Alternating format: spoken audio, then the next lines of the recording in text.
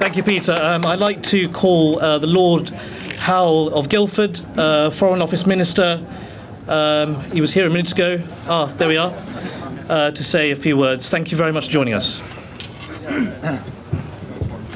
Well, Annesley and Peter and friends, the only reason you've put me here is, I suppose, the adage of Winston Churchill, which is the further back you look, the further forward you can see. Because you've got to look a very long way back. You may think that your person who just addressed you, Peter Lilly, is a senior statesman. He is, and he's one of the cleverest people in our party and a very great man. But he was in short trousers at school when I was your chairman. How about that?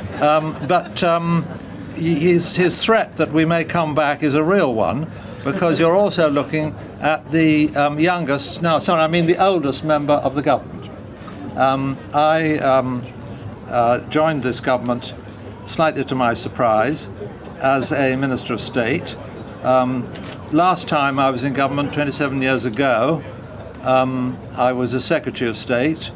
Next time I'm expecting to be a Parliamentary Secretary at the Ministry of Brains, and then I think I'll probably be PPS to the Chief Whip, and that'll be the end.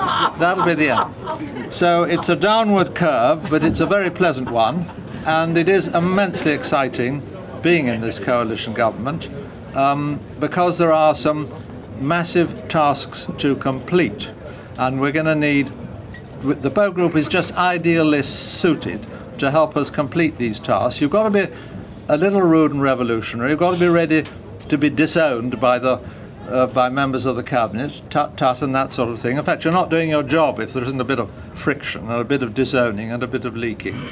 They're late, and just this is real history, but you remember the great statesman R.A. Butler, with whom I, believe it or not, worked as director of the CPC in the early 1960s. He was very enthusiastic about the Bow Group. So was Harold Macmillan, because they said, we just want them to jar things along. We want them to come forward with new ideas. We'll then deny them and say they're useless, and everything will be all right. And then gradually, of course, these ideas will take over. That is what happened then.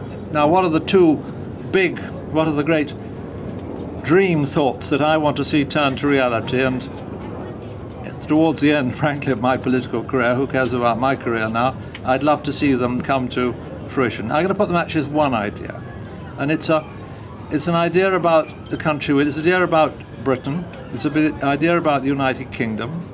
It's an idea that, although we are beholden, that we are very friendly with our great American allies, we are excellent Europeans, we are actually beholden to neither the European system nor to the American system. We are living in a network world in which we have our own agenda.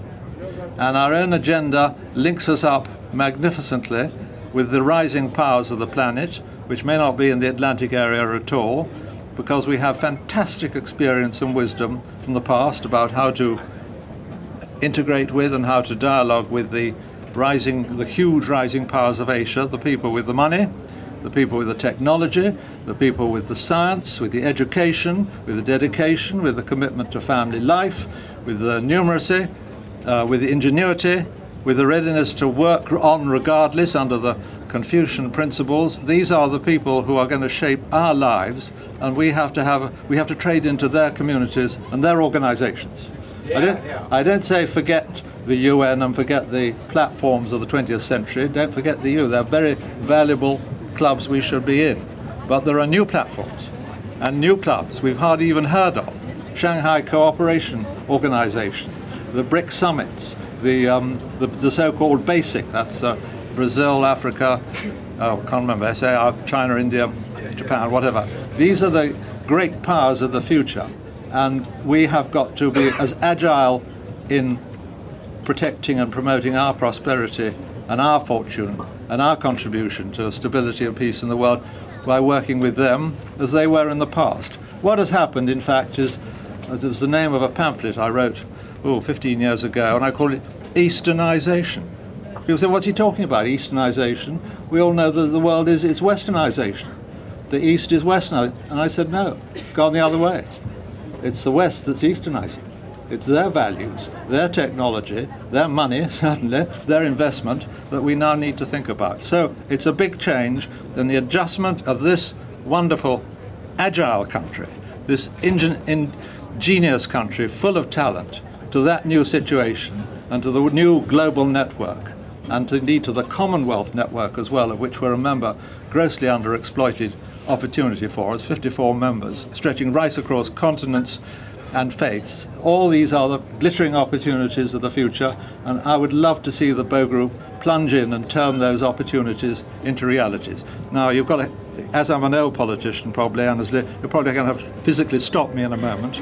Otherwise, I've got another hour, if you'd like.